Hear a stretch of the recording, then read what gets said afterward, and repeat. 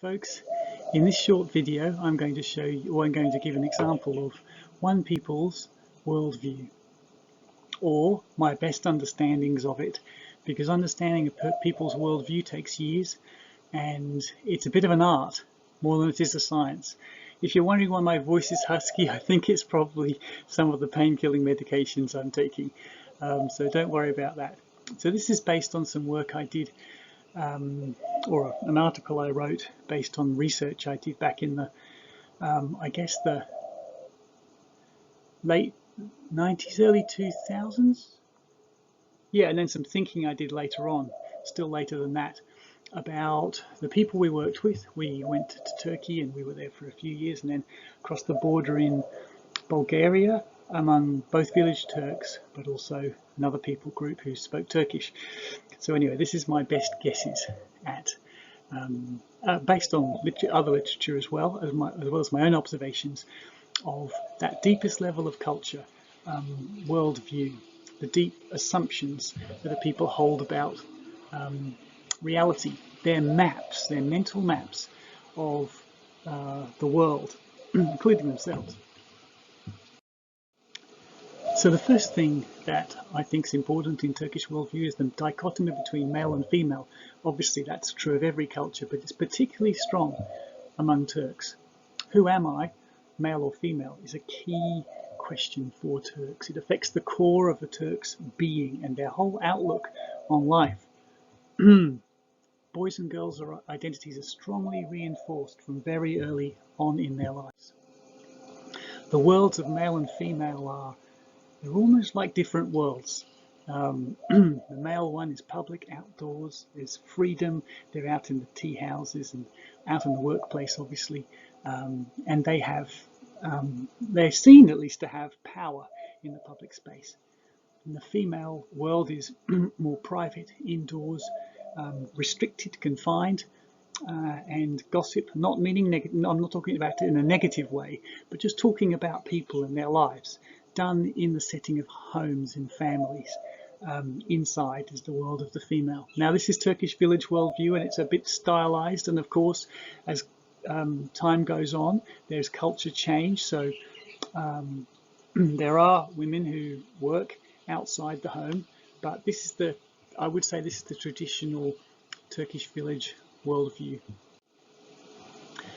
In Turkish village worldview, the father is the one who provides the seed or the spark of life, the essence of the being of the child, whether male or female. And the mother provides the material substance and nurture. And of course, if they're female, they're going to leave home and go into classically into another person's family and join them as the bride. Gelin goes into that family. If you're male, you bring a wife into your parents' home and you pass the spark of life onto your son, who will pass it on to others. So you see how male-female is so deeply important. Purity and pollution is another key worldview theme for Turks. All bodily functions, as in for all Muslims everywhere, defile, they pollute. They're seen to make you unclean before God and require ritual washing, so menstruation, going to the toilet, passing wind even, touching a dead body, what have I missed out? Anything really, any bodily function defiles you and requires ritual washing, either a smaller kind of washing or a big kind of washing, whole body washing, depending. Polluting activities are focused on the body, and the body's cleanness even after death is vital. So we'd have old women come up to us in the street and say, okay, you Christians, you people who are sharing the gospel with us, if I do believe, what will happen to my body when I die? Who will wash my body when I die? Because it's just incredibly important to go to God clean, and that means clean bodily in the understanding of Turks. Women are the ultimate source of pollution or defilement. They're brought into the world through Eve's disobedience. They have a similar story about Adam and Eve. Some defiling or polluting processes are only experienced by women, such as menstruation and childbirth. And defilement of women by extramarital sex is uncleansable. It cannot be, that pollution cannot be got rid of. So they're a particularly potent source of pollution. Honour and shame is another key theme that I think flows out of purity and pollution. And it's closely connected with sexuality in the Turkish mind. Namus is almost always used in relation to sexual honour. Not always, but very, very often. So sexual purity. And the focus is on girls' virginity before marriage and on women's purity, sexual faithfulness in marriage.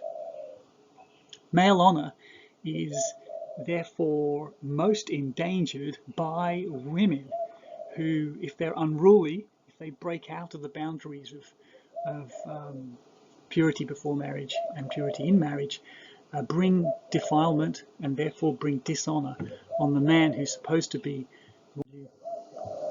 keeps them under control. There's a focus on the body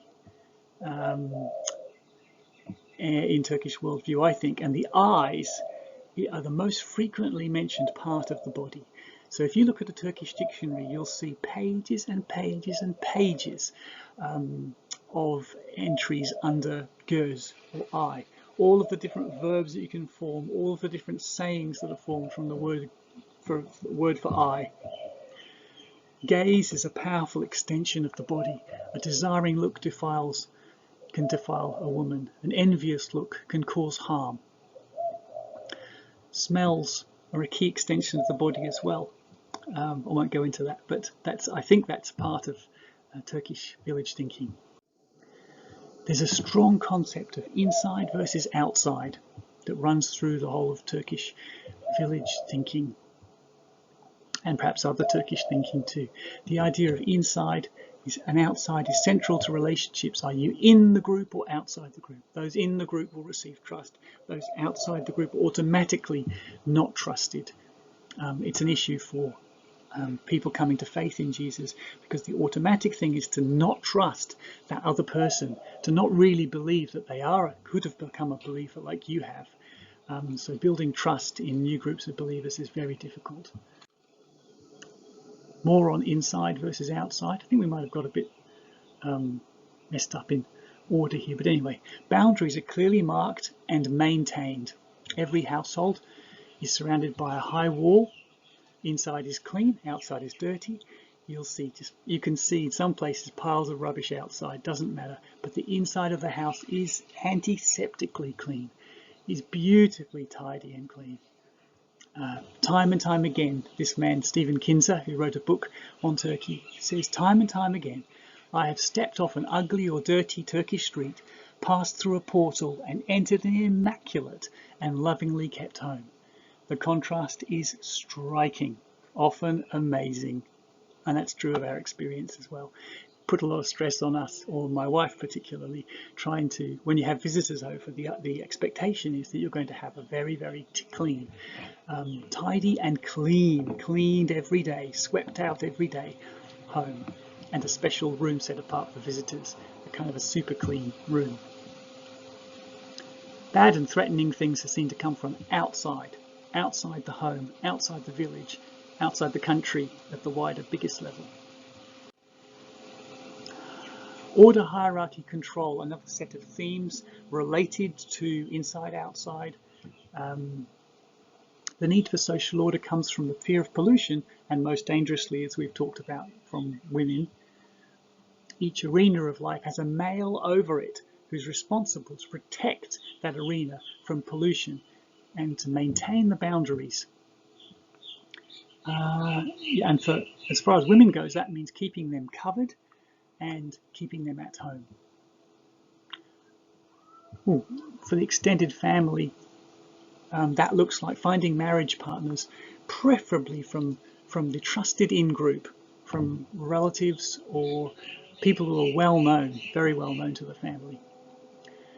And this is a diagram of that. In different spheres of life, each one having a male over it, right at the top there's God over the whole universe, and then over the nation, it's the head of state. Actually, they have had a woman president in the past. Interesting. Then there's head of village, and over the village, and then the eldest male, the head of the household, and the husband, the the the ruler, as it were, over the family, and over over the immediate nuclear family. Another, I think this might be the final one, theme in Turkish worldview is the theme of this world and the other world. There's this world that you can see, but there's the other world, which is both future, but also there's an aspect to it that it's right now. A whole gamut of spirits and forces that impinge on every single Turk. 2 recording angels, that's common across all Islam, who record your deeds, good and evil. There's Allah overall, but seen as relatively distant, and in tandem with him is this impersonal force of fate, or kader, which is written on your forehead before you're even born, everything that will happen to you. Then there are unseen beings such as jinn and peri and ölü and melekler. So these are spirits, generally mischievous, evil, jinn, peri, fairies, but there seem to be real beings, unseen beings, ölü, the spirits of the dead, and melek, which is angels. These are invisible beings in the world that are, I can tell you hundreds of lots of sort of stories of people who've seen such beings and interacted with them in various ways. And what can you do to protect yourself against the evil ones, the evil forces or things? You can protect yourself with with amulets or charms. You might go to the local hoja, kind of traditional religious leader, and he might make you a special charm that will protect you. You might make a sacrifice, and you might make a vow at the tomb of a saint, of a dead Muslim saint, and try and get some power, limited power in this world through for protection against evil forces. Then there's the less personal force of curses and blessings, and then the evil eye, which is a whole what's the word? It's a whole topic of itself. You have to come and do Living Faith to learn about the evil eye, which is really actually the envious gaze of a person and its evil effects it can have, the harm it can do. Sorry, my voice is getting worse and worse, but that is just a brief overview of key themes in Turkey.